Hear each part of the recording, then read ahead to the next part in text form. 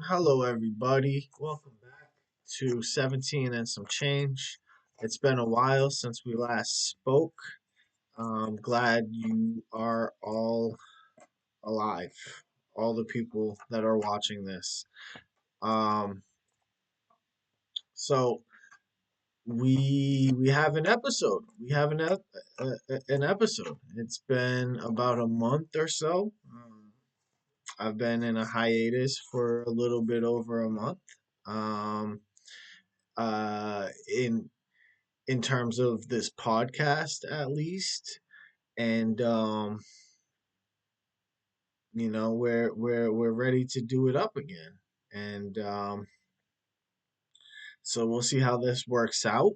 um I am curious as to this lighting here.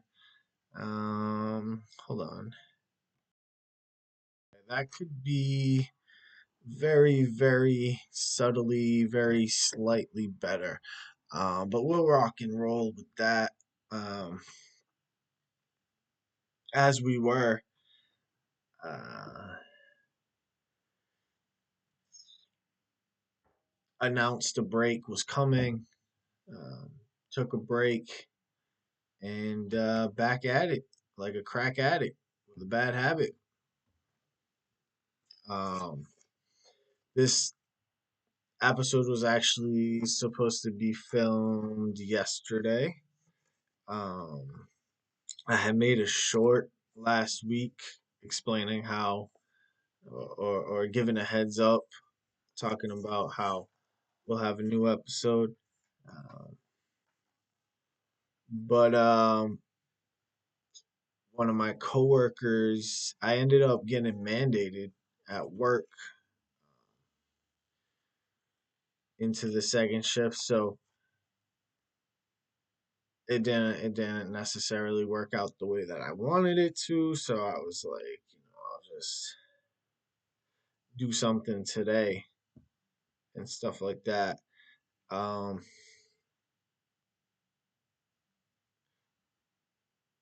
as far as moving forward, I'll have to like circle back, circle back to that and stuff like that. Um, weekly is an option, bi-weekly is an option, and even monthly is an option for these shows. Um,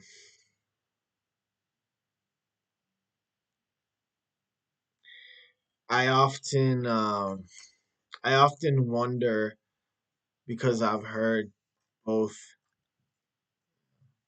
pieces, both sides. Heard both pieces of advice. Um, I wonder if it's better to share your plans and your intentions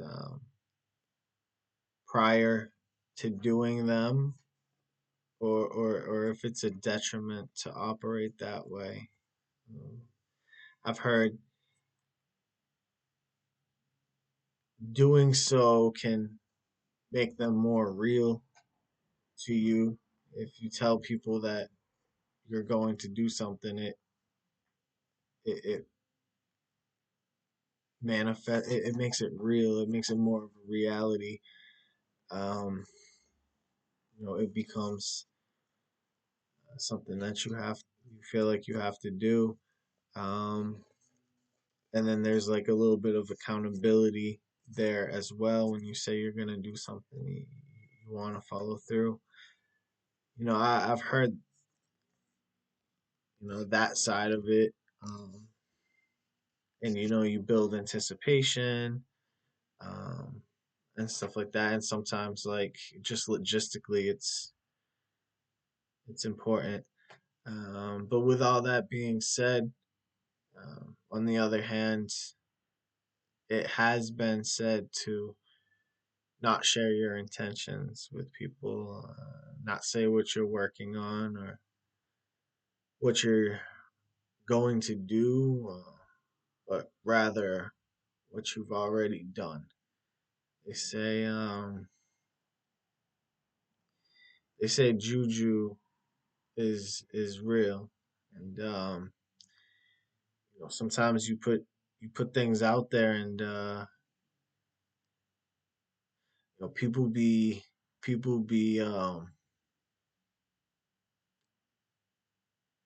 really really hoping for your downfall, and I mean, not always, not everybody, you know, that mindset, it will lead you to believe that like everybody's out to get you and you're the most important. A lot of times people aren't thinking about you at all, you know. But some of us, some people, they do stick out, um, like a sore thumb or a green thumb or a golden thumb. Some people, they stick out, and they carry haters, um, and you never know. Like some people are just bitter. You're telling these things to the wrong people, and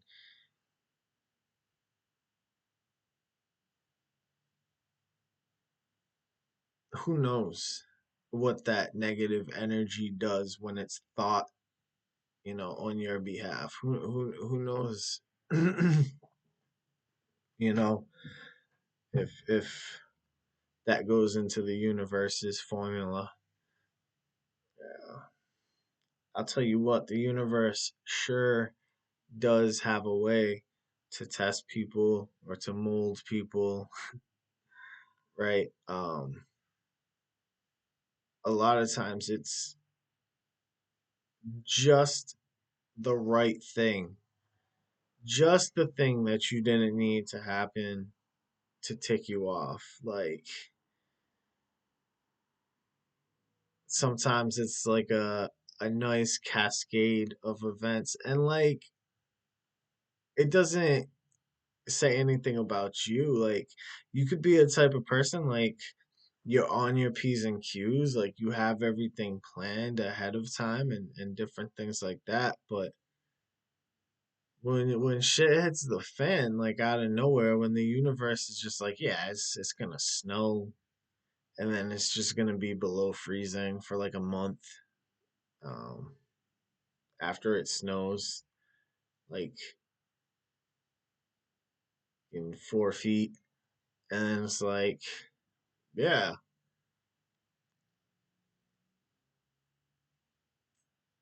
and then something happens at work that wasn't your fault. Now you got to deal with it, and then somebody in your household gets sick, and sneezes like right next to you. It's whatever it is. Like the universe is very skilled at testing you out and stuff like that. And so I don't know, uh, if you want to be, allowing other people to add to the formula with their negative juju and their negative thoughts towards you, right? Like, oh, I'm gonna buy a house, and they're like, well, I hope you crash into a brick wall, and it's like, fuck them, but like, who needs that? Who needs that negative energy in the universe, right? Um, and then you set yourself up too, like practically speaking, you could be setting yourself up, like, um Some people like they thrive with deadlines. Sometimes some people it causes them paralysis. Like some people like they crush under the pressure that they created themselves. Like I've seen people like that. Like, oh my God, I have so much to do. Like I can't juggle this because then I have this and like it's just driving me crazy. And I'm thinking like you literally like you put all that stuff on your own plate. Like you're rushing yourself. Like um yeah, so don't do that. Don't be like that. Um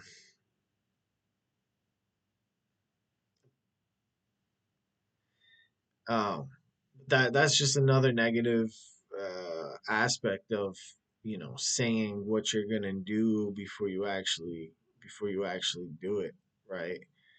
um it does give you an opportunity, right? It puts you at risk of being a liar or somebody untrustworthy, but it gives you an opportunity to do the opposite, to follow through and gain trustworthiness and have your word mean something. I guess it's like building credit. um yeah, I guess it's like building credit. You know, you're you use your word so that it has a better reputation and therefore more value when you use it the next time, right?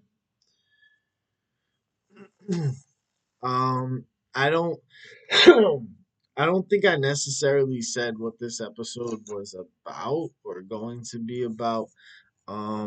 Oh yeah, I have descriptions and stuff like that. So, um,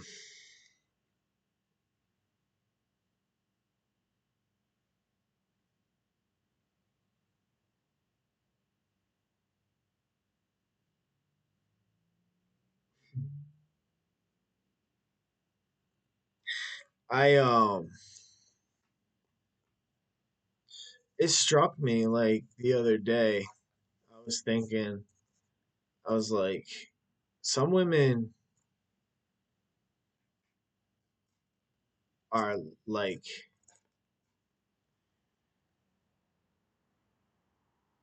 say say there's like a lonely female and like she's it doesn't take this female much to be lonely.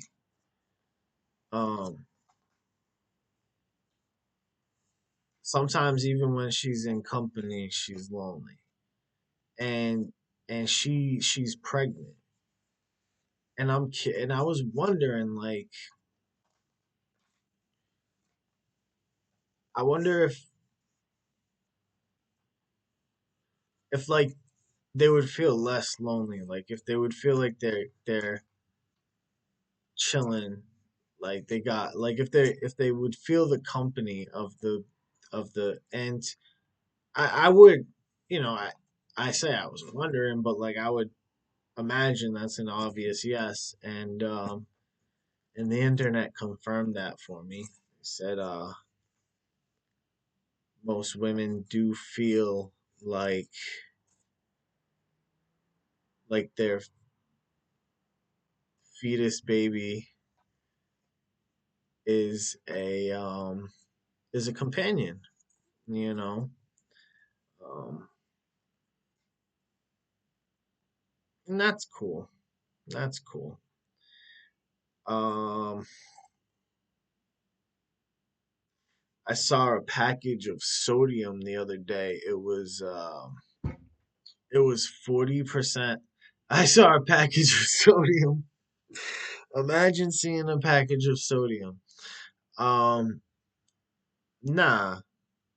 I saw a pack mine as well, right? So soy sauce. It was a package of soy sauce and it said 40% less sodium.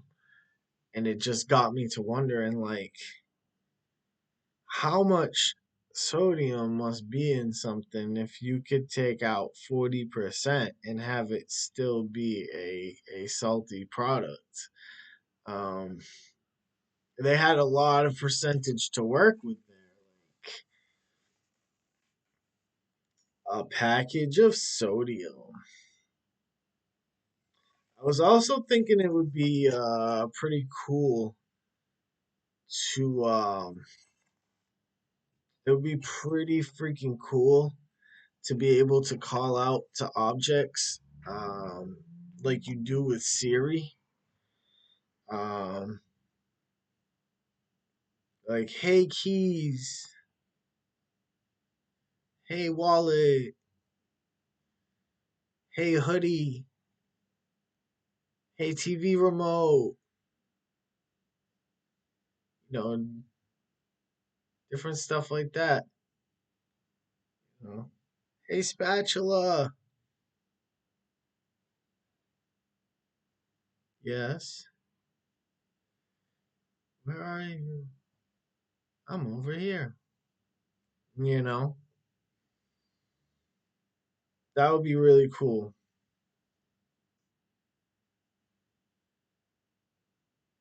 That would be really cool. But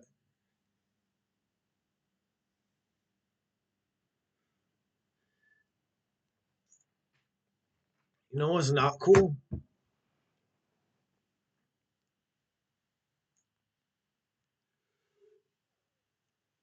You know what's not cool? I'll tell you what's not cool.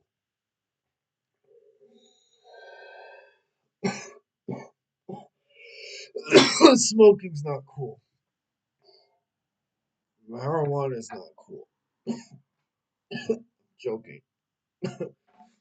Am I joking or am I choking? Ah, he's so funny. He's so funny. But no.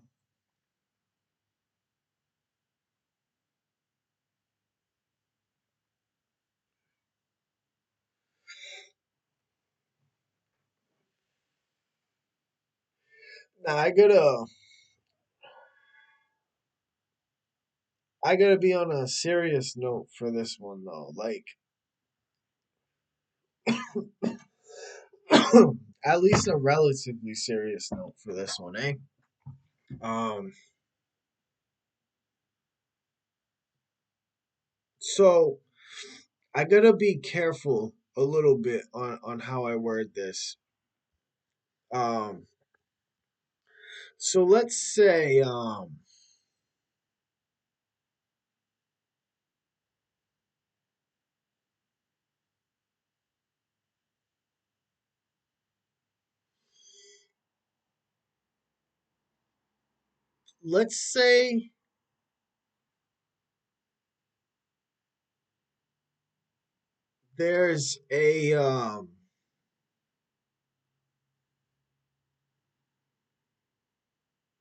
there's a female. Okay, let's say there's a female named Orange, and she's really young, but she's an adult, but she's really young, and she goes to seek treatment for some mental health things, and she voluntarily signs herself up for treatment. And and while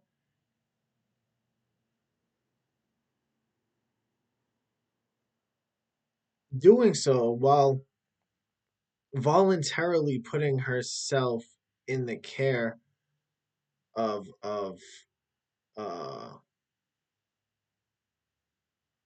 a group home or a sober home, a facility, um,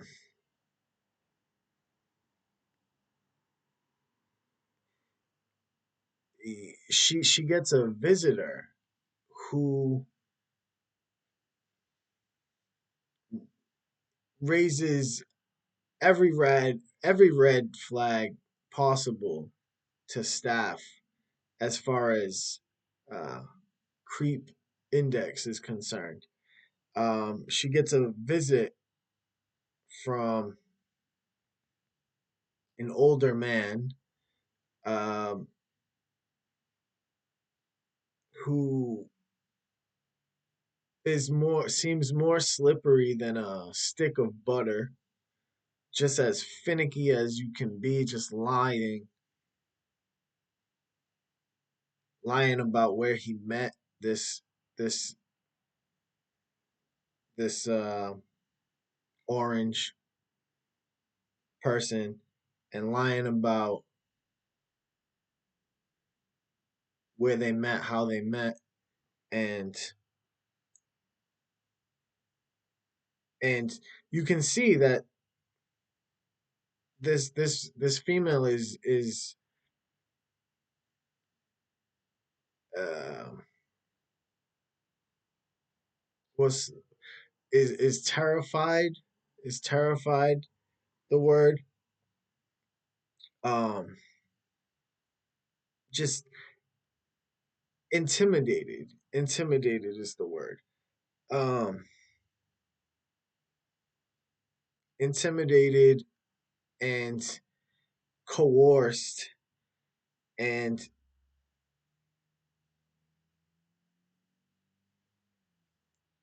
she decides to leave with this gentleman,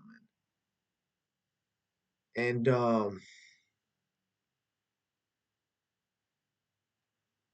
you separate them, and you talk, and you try to, you try to talk to the young woman, and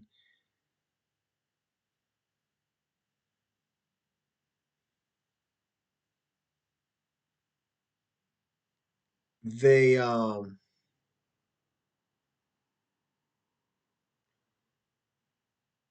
I guess the and they go anyways, right? And so I guess what I'm trying to say is that um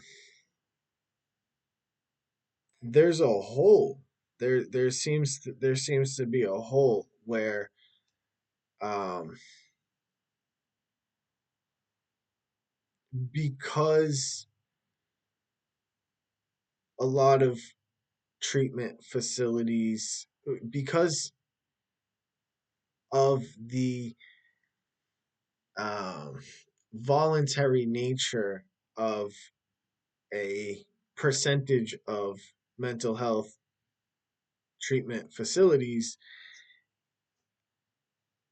there becomes uh, a hole where obvious coercion can't be dealt with, um, and like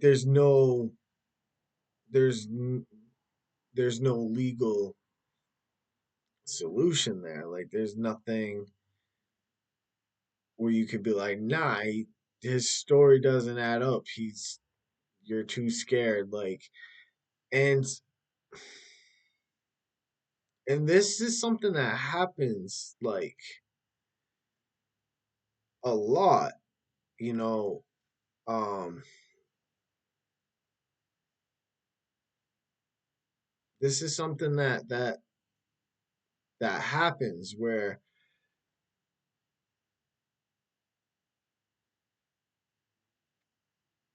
you're in a program, like even like drug rehab programs or whatever. Like you could be in a drug rehab program, and the person, the young woman is gonna go with dude to get high as fuck or whatever, and and die, and like you can't do shit. like about it or whatever. Um, like there's no preventative thing, and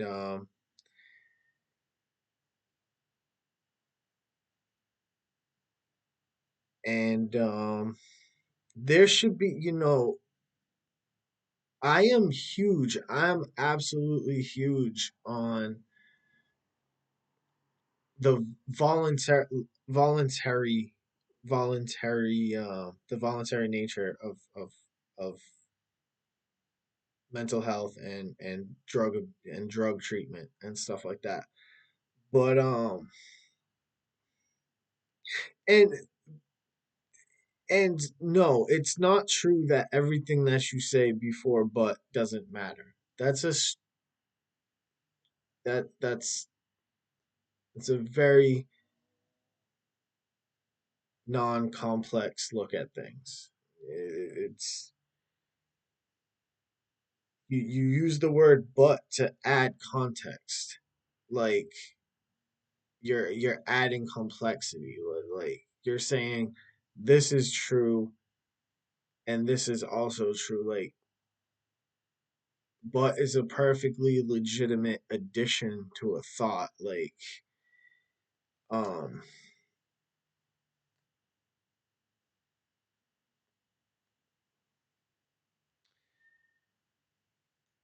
but yeah, you have this situation. You have this situation that happens all the time, and I'm all for the voluntary. Like I'm a huge proponent. Not I'm all for because I'm all for doesn't. I'm a huge proponent of voluntary, voluntary. Like let me phrase it this way.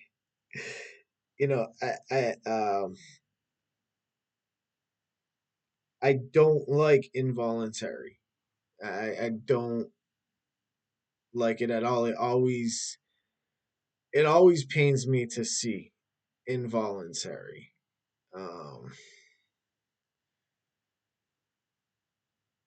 some people, I shouldn't even say it always pains me to see involuntary because some people, no, even the people that really need it. I don't like the places that people go when it's involuntary. Like you go to a padded room basically, like, but um, I'll never figure out why they use such bright lights. Um,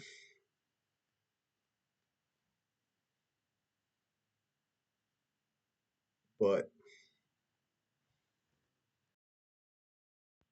but even uh, even the lower level places that aren't like stray jacket type shit. Um, like even the lesser places, um, I mean, it is the lesser places that we're talking about.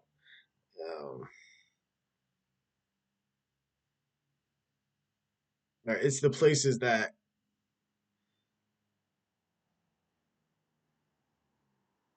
are voluntary, like all the way through. Um,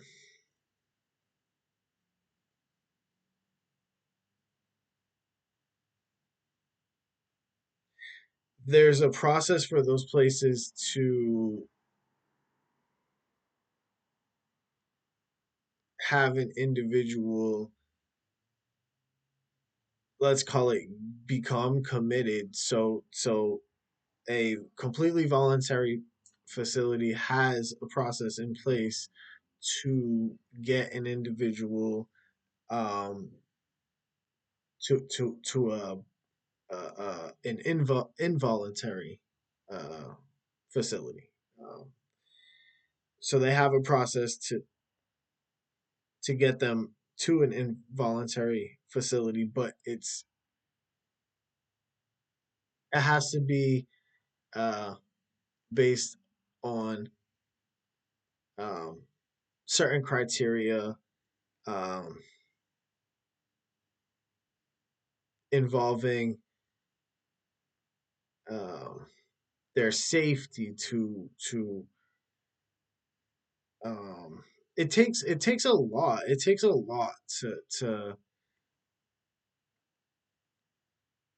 get somebody to committed or to take away somebody's thingamabob autonomy and to get them. It takes a lot, you know, and that's good. That's great. Um, but when we're talking about intimidation and we're talking about coercion,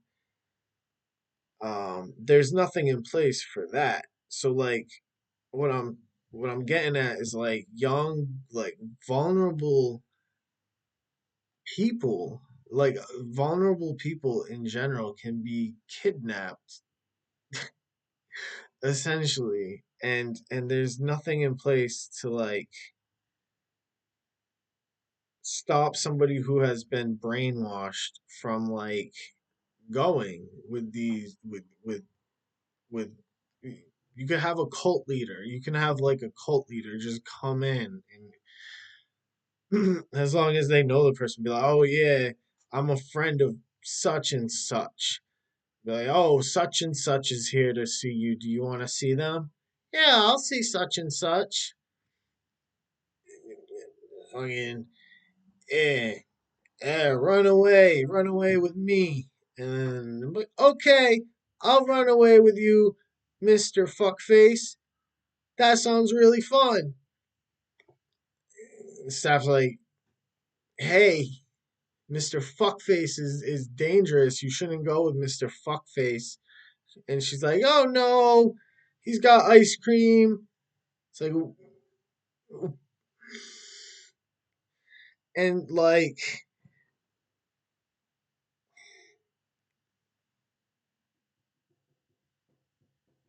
and so people have been like, whoa, what do you do? What do you do? What do you do?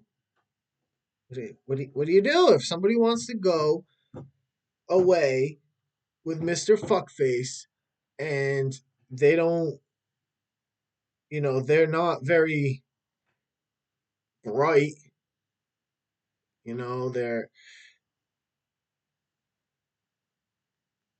what do you do? You don't do nothing. You don't do nothing. Um, I always felt like I didn't always feel like I ended up thinking of the fact that police or within the court of law, your testimony is often dismissible if it was made under like if you have a confession, um if what you told the detectives was deemed to be said under duress, um or under pressure, then the testimony doesn't count. It doesn't, it's null and void. And so, I mean, maybe there should be something in place like that, where it's like, if you could tell uh, a person is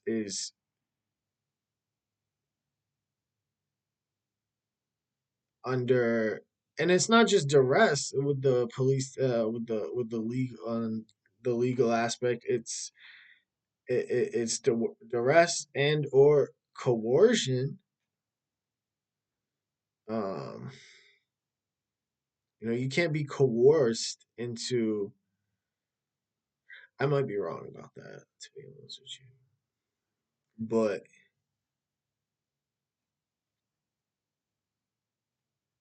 that's definitely something that needs to be kind of addressed. I was thinking like,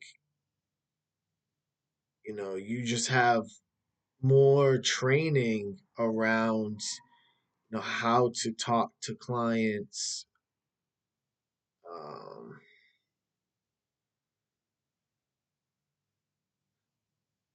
but sometimes it doesn't matter. Like when they get their mindset on doing something, and then especially like some like some people it'll end up doing the opposite for them. Like when everybody's trying to be like, oh no, don't go with Mr. Fuckface. Mr. Fuckface is terrible. Uh, you're better than Mr. Fuckface. And they still go with Mr. Fuckface. Like it makes them want Fuckface more, and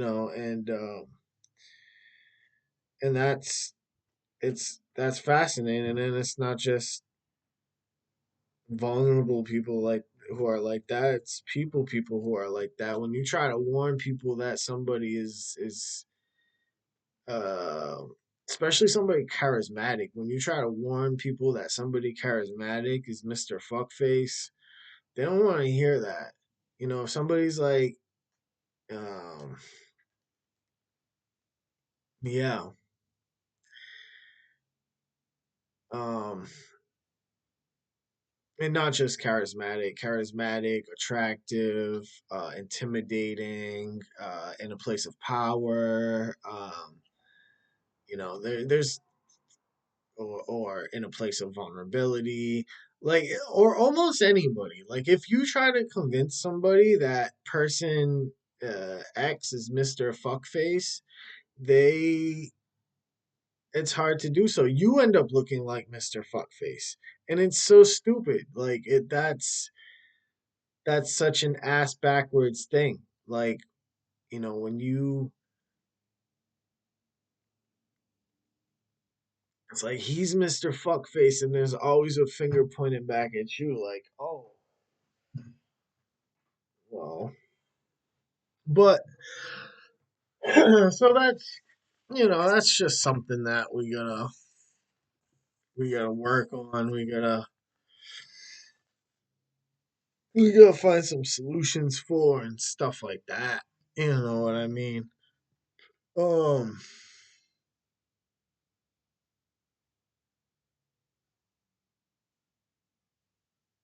okay. All right. So the last thing I'm going to leave you guys with is a short story, and um it's paraphrased, right? It's a heavily paraphrased story. Um One that caught my attention within a YouTube video about the afterlife. It was a video um describing various belief systems in regards to the afterlife and stuff like that. And one story that came up, I believe they said it was the ancient Egyptians. They had an individual, and I believe his name was Hraf, half, and I'm sticking with it. Um, but anyways, this this blue creature would he would what do? You don't operate a canoe, right? You don't operate a canoe. You don't drive a fucking canoe. Um, he would captain a canoe, and you would be on there going through the underworld. You know, y'all were going through like a lake in the underworld, and this dude, this Hraf guy, he was designed to be the most annoying fucking just get under your just piece of shit, like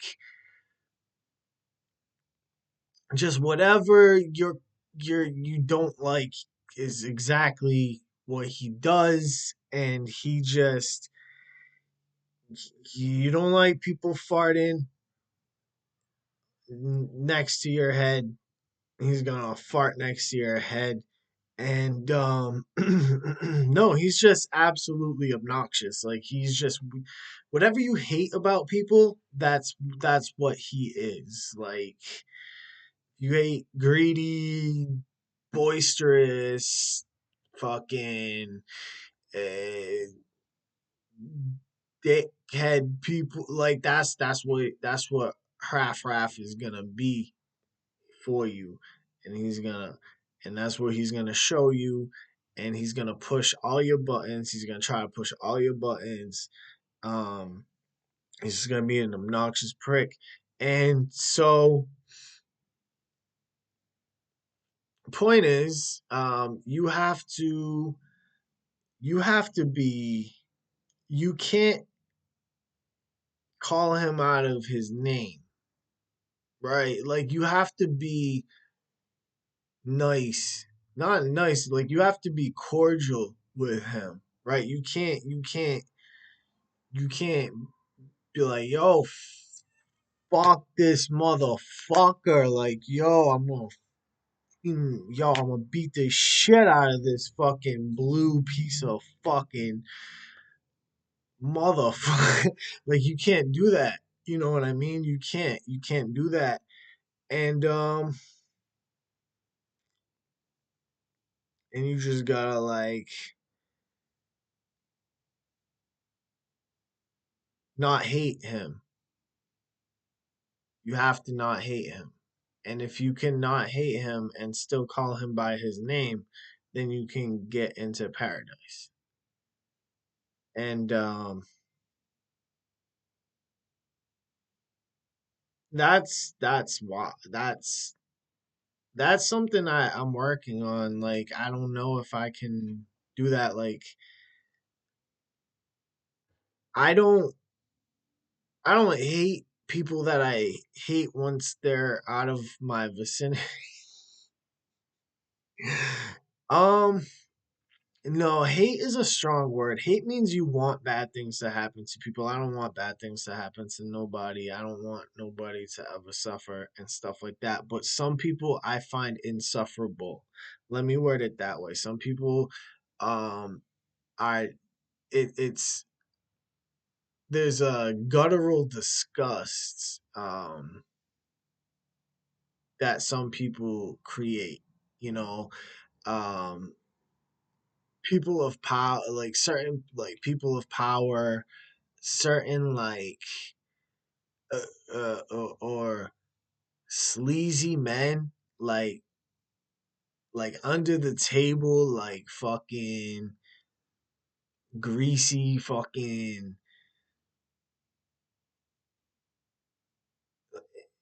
lion ass, fucking two face ass. But um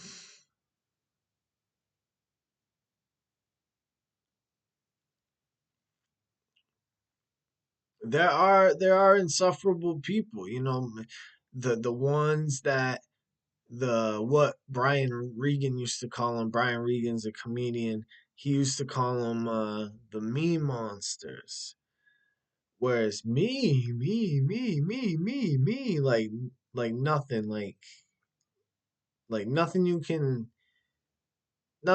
say won't turn back and like end up revolving around them and stuff like that. Those are the me monsters and stuff. And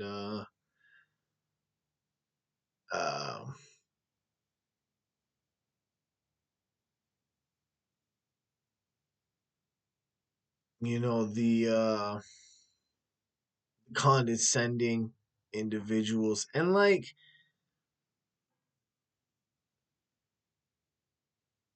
you can ignore people. You can definitely ignore people, but if you're on a canoe with somebody,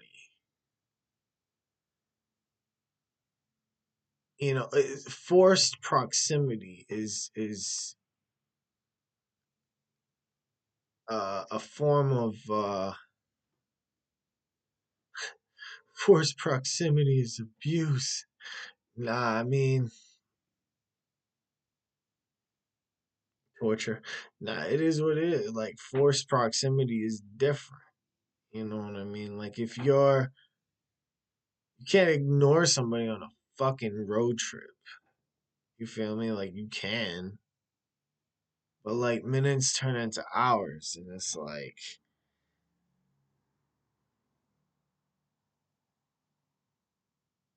there's only so much you can do. There's only so many places you can go mentally. There's only so many places you could tell the other person to go. You know what I mean? Before it's like, all right, bro, like Mr. Hraf, like we gotta throw down. Like if this ride is lasting like fucking 10 hours, and Mr. Hraf is just talking his shit and like, do you remember? Do you know? Blah! Just being like mad loud and in your face and shit like that. And you're just like, yo, Mr. Hraf. You know what I'm saying? Like, yo, Mr. Hraf. You're about to catch an elbow, Mr. Hraf. And that's legit. You know what I mean? You should, but then you don't get to paradise. You gotta be nice to Mr. Half and but like I like when Eminem said too though, like I'm not Mr. In Sync. Like life ain't like the show Friends. You know what I mean? It's like I'm not not Mr. In Sync, not Mr. Friendly. And so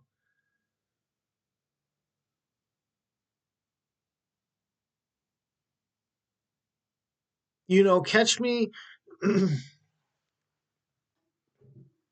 catch me on a good day and it's like, yeah, everybody has reasons for being the way that they are. Everybody comes from, something like hurt them first. And now they just are pricks. And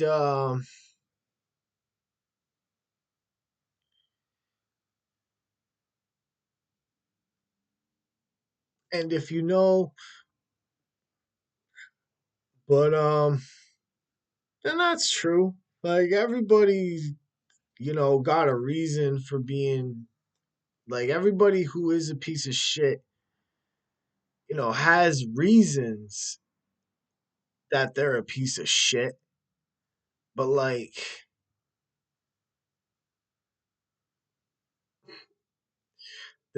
are they excuses? Are reasons excuses? And then you could turn around and you could say, well, like, who are you to judge what a piece of shit is? And I could be like, well, Hraf is a piece of shit.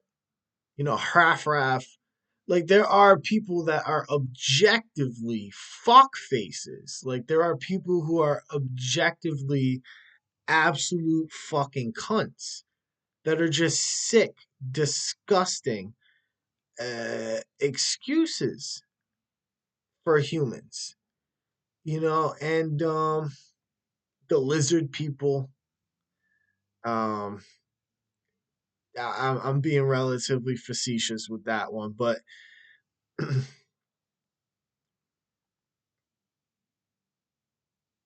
you know like serial killers and shit like that. Like I be meeting normal people, and I'm like, bro, you look like a like, like you look like a murderer because because they are they are out there. The assholes are out there. Um, no, but the irredeemables are out there. You know what I mean?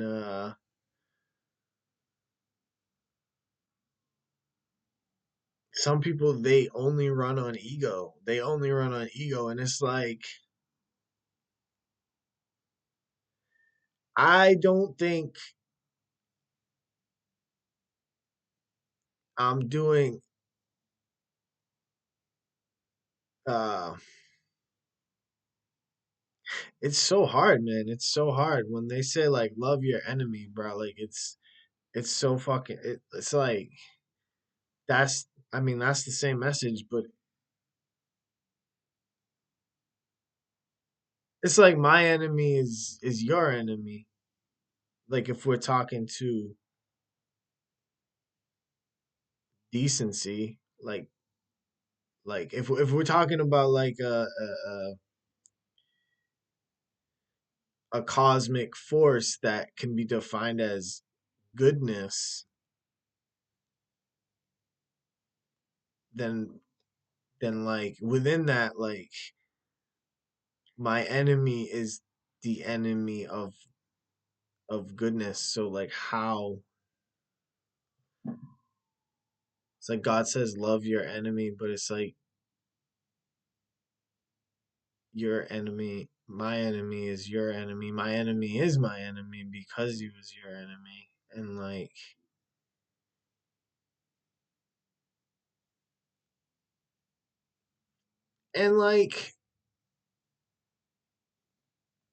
you can't just wipe out, you can't just say like all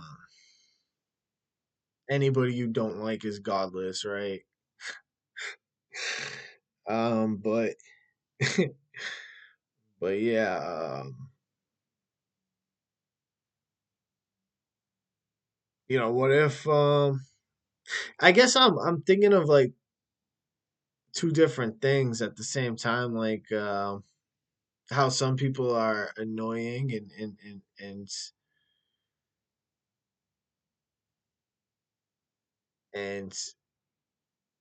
and disgusting in a benign way. Um,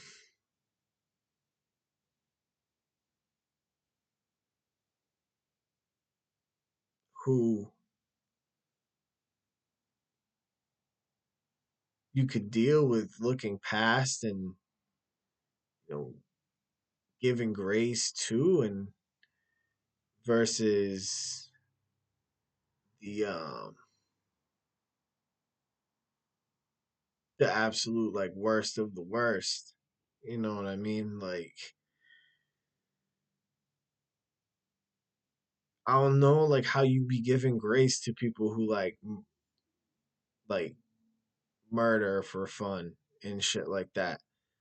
Um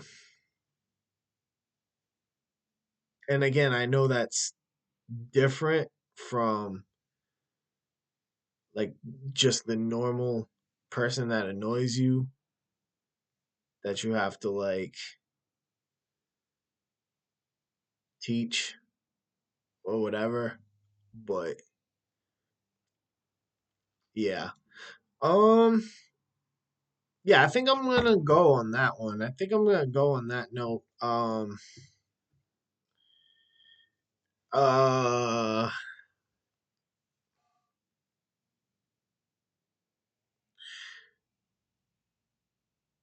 yeah, yeah. Um everything is in the description and stuff like that. Check out all my stuff. Um